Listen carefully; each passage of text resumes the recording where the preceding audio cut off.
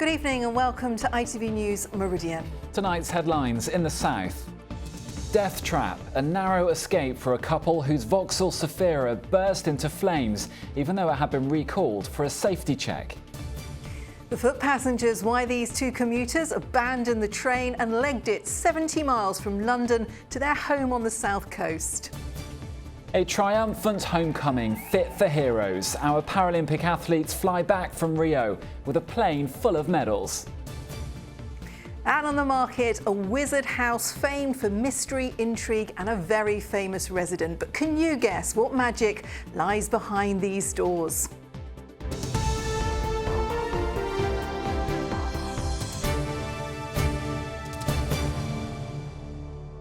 Good evening. They thought their car was safe. The Vauxhall Zafira had been recalled and checked after several others had burst into flames. But when Angela and Matthew Leighton turned up the heater, black smoke billowed out and the car was soon on fire.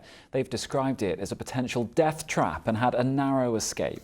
The couple from Wiltshire say they weren't told a second check was needed. Mary Stanley has their story. It took just minutes for this Vauxhall Zafira to become engulfed in flames. Angela and Matthew Leighton had been returning home to Amesbury after filling up with fuel. After turning on their heating to demist the windscreen, they noticed smoke coming from the dashboard, quickly followed by flames. We had pure black smoke billowing out the heater vents at the top of the dash. The wife was really panicked. She's an asthmatic. She was breathing the smoke in. Told her to pull over as best she could. We had people pulling up with fire extinguishers in their own cars. We tried to put the fire out with a couple of fire extinguishers. Within seconds of doing that, it just burst into flames. The whole inside the vehicle was alight. Now this is all that's left of the family car. Angela and Matthew, being in the front, were able to get out relatively quickly. But had their 4 children been here in the back, it could have been a very different story.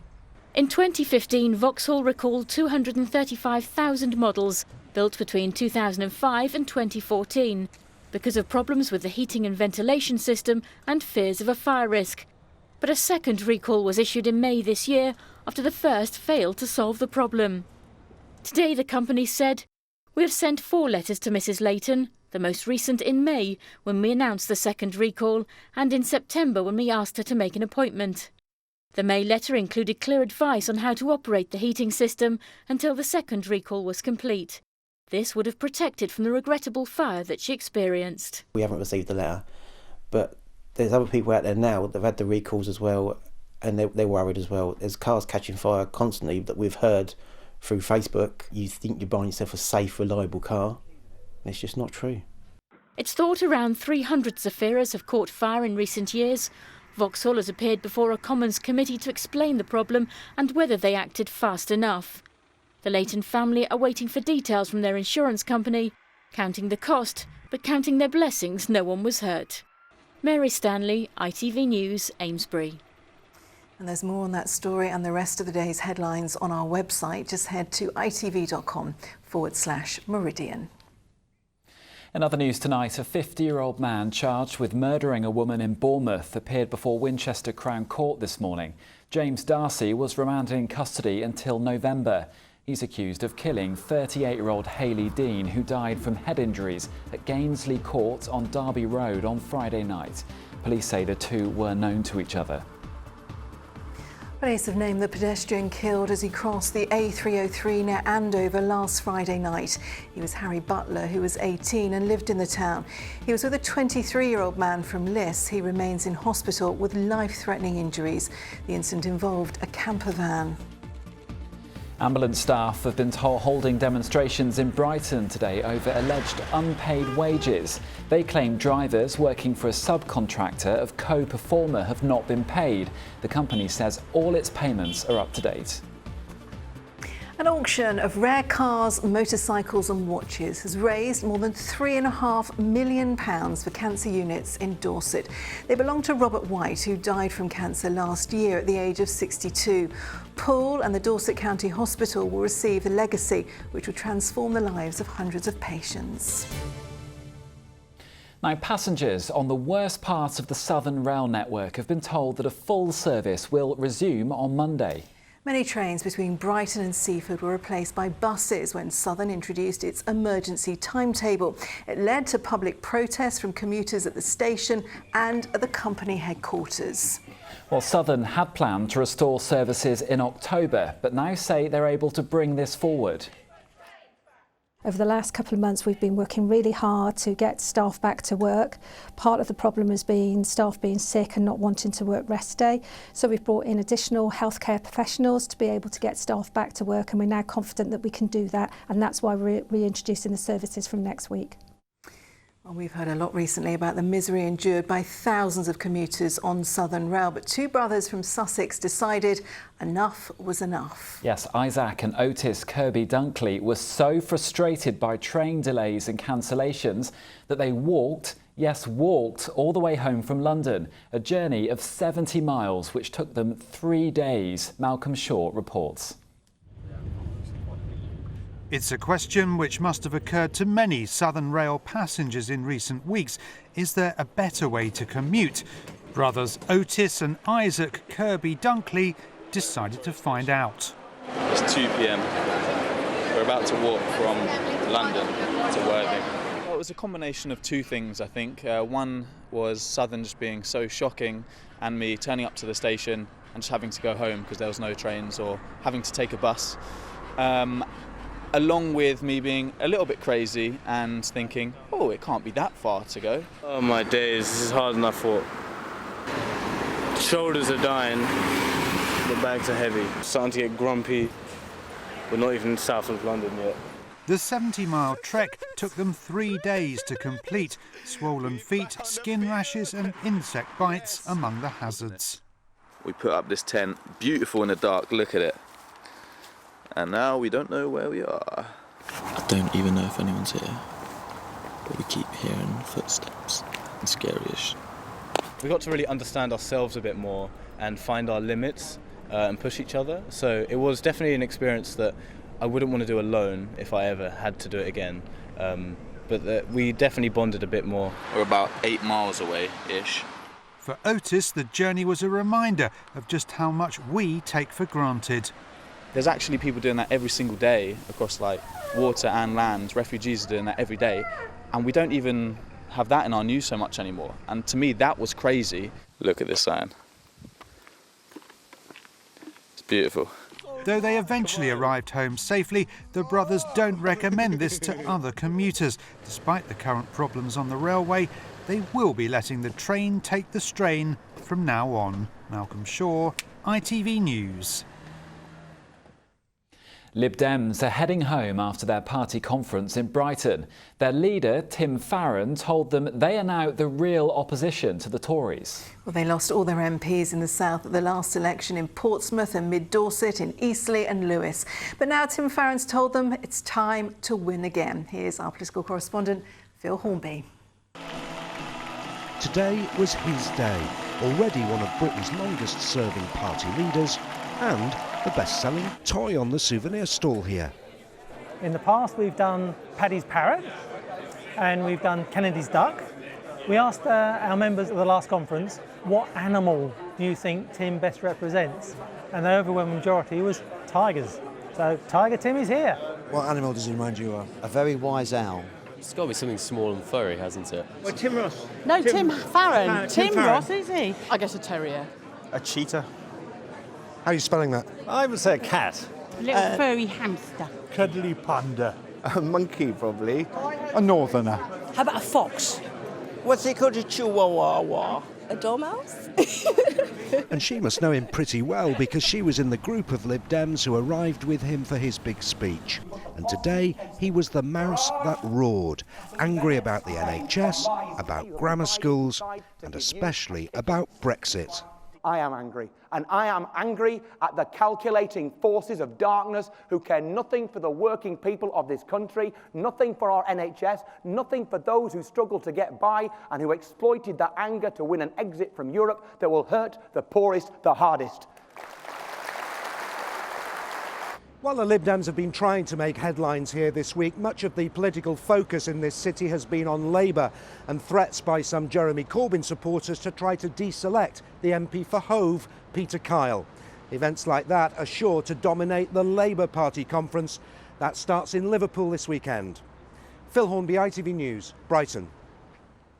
You're watching ITV News in the Meridian region. Thank you, as always, for choosing us. We do appreciate it. Coming up, Simon with the latest weather forecast. And jumping for joy as summer ebbs away, we discover a deer enjoying an unexpected day out at the seaside. Stunning picture. And for more on all of our stories, head to itv.com/Meridian. Any views or any news, call us 0808 1010 095 or get in touch via Facebook or send us a tweet at ITV Meridian.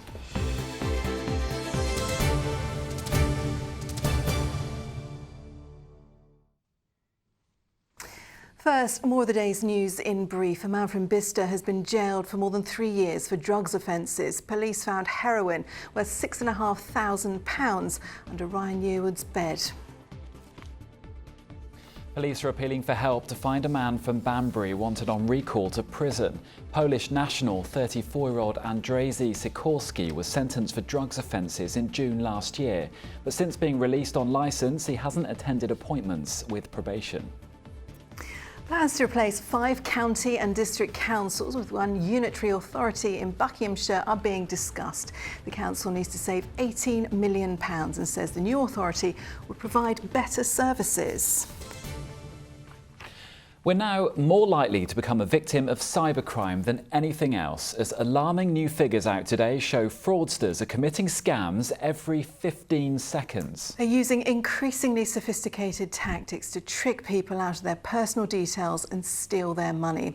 Fraud involving online and phone banking, debit and credit cards has soared by more than 50% in a year, with more than 1 million cases between January and June this year. A quarter of people who've become a victim of a scam in the south said the main reason was because the fraudster was extremely convincing, and almost half of people said they shared their personal details because they felt pressured. Here's Michael Sibbett with one family's story. In the end, Jessica was bombarded with more than 30 scam letters every day to her home. Replying to them consumed her life. She'd been brainwashed. She wouldn't listen to her family, who told her she was living in a fantasy world. One of the last things she said to her daughter before she died is, "Has the mail come?" They were posing to be fake bankers, solicitors, lottery officials, clairvoyants, and they all knitted together, so it made sense to my mum. Her mental health and her physical health did start to suffer. I mean, if you can imagine, she was doing a full-time job. These letters were just literally pumping through the door. She was also receiving phone calls day and night, and it took over her life. Though this is an extreme case, financial fraud is incredibly common. Figures released today by a group of banks and other financial services companies called Financial Fraud Action UK shows that a scam takes place every 15 seconds in the UK, and there were more than 1 million cases of financial fraud where victims lost money in the first half of 2016. That's an increase of more than 50% on the same period last year. I took a call last month. Just a regular call from the bank, or so I thought. Today, a new campaign has been launched by the group called Take 5, urging anyone who's asked to provide any financial information to slow down the conversation and think about whether it's genuine. They say a quarter of people know immediately that they've made a mistake. Take 5 to stop fraud.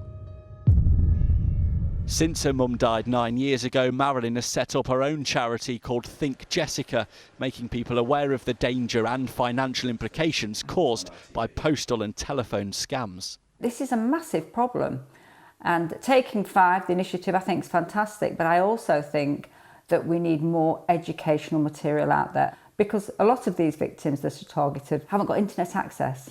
They are picked because they haven't got internet access, so they know that they can't research it, they can't find help. Those are the ones on the mailing list that are being targeted. This isn't a new battle. 70% of potential financial fraud was prevented in the UK last year, but still more than £750 million was lost.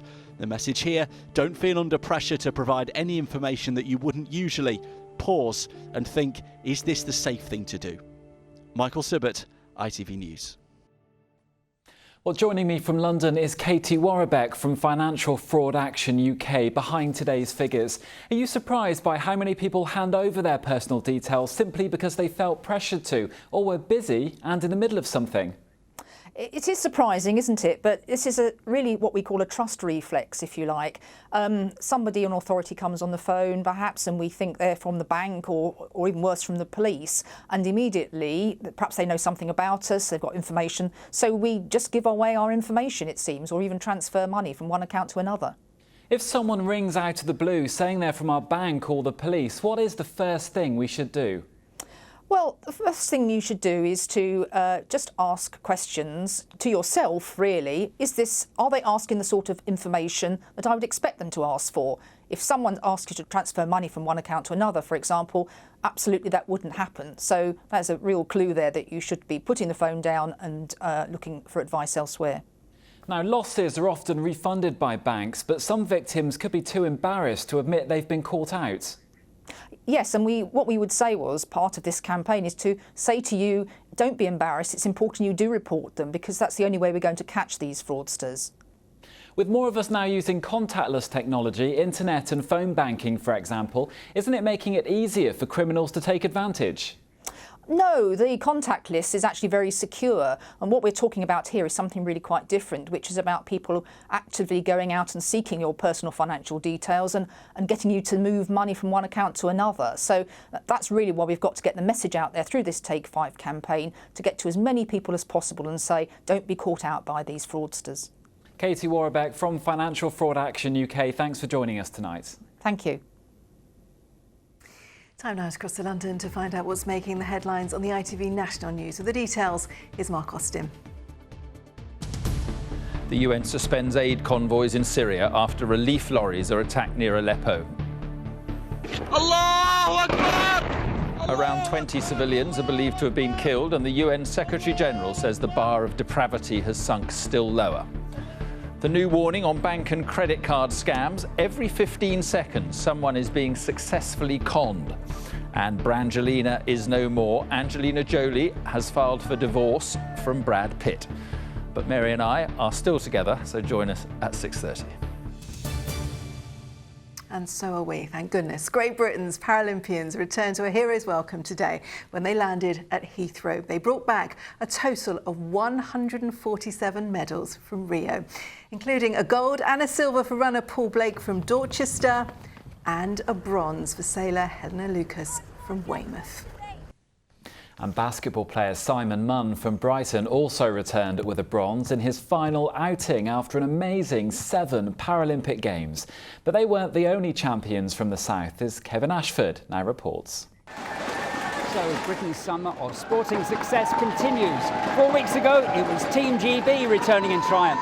Today, it's the turn of the Paralympians as they come back from Rio with their haul of 147 medals. This was a chance for family, friends and fans of the athletes to show their support for the team that finished second in the overall medal table. And among those getting cheered as they walked through the arrivals area was a sizable contingent from in and around the Meridian region, including rowing gold medalist James Fox. So nice to have the support. We trained so hard, and to come back and have everyone here, it's incredible. I'm thankful to everyone who's come out as well. It just means so much to us. Are you aware of that sort of level of support when you're out there? I wasn't until I got off the plane. They said that it was pretty packed airport. So yeah, it's really good. Enjoyed it. And how would you sum up your Rio experience? Amazing. Absolutely ecstatic. Really happy to be back, and the atmosphere here is brilliant. Quite a hero's welcome, wasn't it? Yeah, it was amazing. It's my 3rd Games, and I went to Beijing, and this just shows how far the Paralympics has come. When I came out in Beijing, there wasn't anything like this, so it's amazing. So today is a day of celebration for these Paralympic athletes as they rightly get the recognition they deserve for their achievements in Rio. But for many, it won't last that long, because a lot of them will already be thinking about their preparations for Tokyo and the Paralympic Games there in 4 years' time. Kevin Ashford, ITV News. An amazing homecoming, well done to them all. Now, here's something you might be interested in. A 3-bedroom home for sale with a sizable garden on the market for £475,000. Oh, and it's also got a cupboard under the stairs. Yes, house hunters in Bracknell in Berkshire who like a bit of mystery, magic and intrigue will be interested in this property that's for sale. And yes, it has a particularly sought-after address, as Mel Blore now explains. Welcome to number 12 Picket Post Close, better known to Harry Potter fans as number 4 Privet Drive. Arguably one of the most famous houses in the world, this is where the fictional wizard spent his childhood, banished to the cupboard under the stairs. On the market for £475,000, it boasts 3 bedrooms, a downstairs loo, driveway and garage. There is a cupboard under the stairs, but it's not quite as it appeared in the film. OK, so this is the famous understairs cupboard. In the film, Harry would have been sleeping in there. That was his bedroom. A lot of those scenes, of course, were shot in the studio. In real life, it's a very generous understairs cupboard for things like ironing boards and vacuum cleaners. The interest that's been generated is from as far afield as Australia. We've got, when America came online last night, our website very nearly crashed. So yeah, phenomenal interest. It isn't a standard 3-bedroom. The house was bought in 2010 for £290,000 and has been recently renovated by the owners who didn't want to appear on camera. Okay, so this is the main living room, and as you can see, you've got some nice views over the rear garden. Right you are, Harry. After the first film, a set was used for the rest of the franchise. Nonetheless, the close has become a permanent tourist attraction. We've been living here for about 9 years and we get a lot of Harry Potter fans. Some of them are all dressed up, others are just random people. You just never know who's really looking around, but most of them have a camera in hand. My 8-year-old loves going to school today. He lives on the Harry Potter street. It's just fun for them, and you know, people come and knock and say, "Is that the Harry Potter house?" 1 minute the glass was there and then it was gone. It was like magic.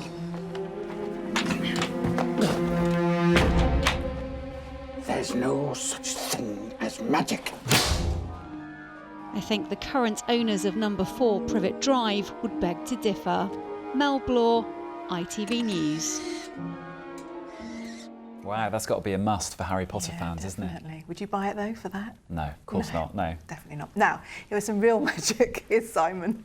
I have a treat for you. It's not quite as magical as something Harry could have come up with, but, you know, we had that lovely weather. Cast your mind back a whole week and we were basking in very hot temperatures. Yeah. We all thought, wouldn't it be nice to go to the seaside? Yeah. Not just people that think that. Have a look at this video from Dave Mott. Now, he was out walking his dog and that's what he saw at Poole Harbour one morning. It's definitely a deer, likely to be a Japanese Sika deer that may have swum over from Brownsea Island, where there's quite a large population of them. But native to East Asia, came to Britain in 1860. If you're lucky, you might see one by day, but they're quite shy, so you're more likely to see one by night. Probably not swimming, though. But it's not just deer that like the seaside. Have a look at this picture from Paul Rawbone. Littlehampton is where the swans came to sea. Now, I know they like ponds and rivers, but actual paddling in the sea, there they are though. And while we're talking about birds in water, here's a brilliant bit of video that Jackie sent in. That's the water feature in her garden. That blue tit, first one having a little drink, this one thinking, forget that, I'm having a shower.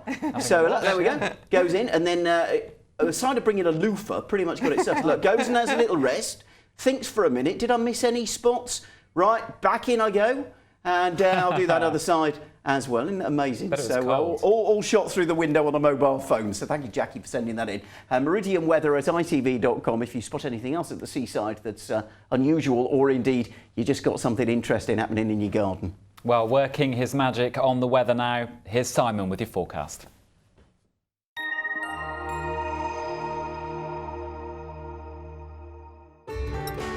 From blizzards to pool, driving through Europe. Eurotunnel the Shuttle sponsors ITV Meridian weather.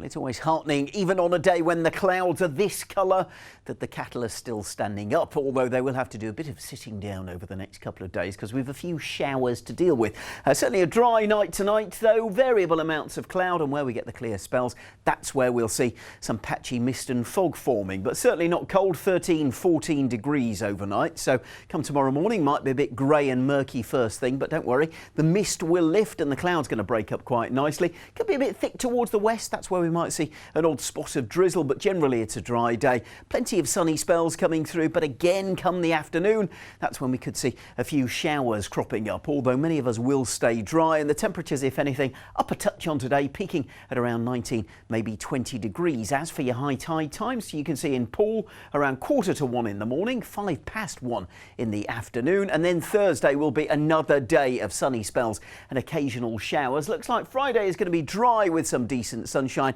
and Saturday starts well, but the cloud will increase later. Eurotunnel the Shuttle sponsors ITV Meridian weather.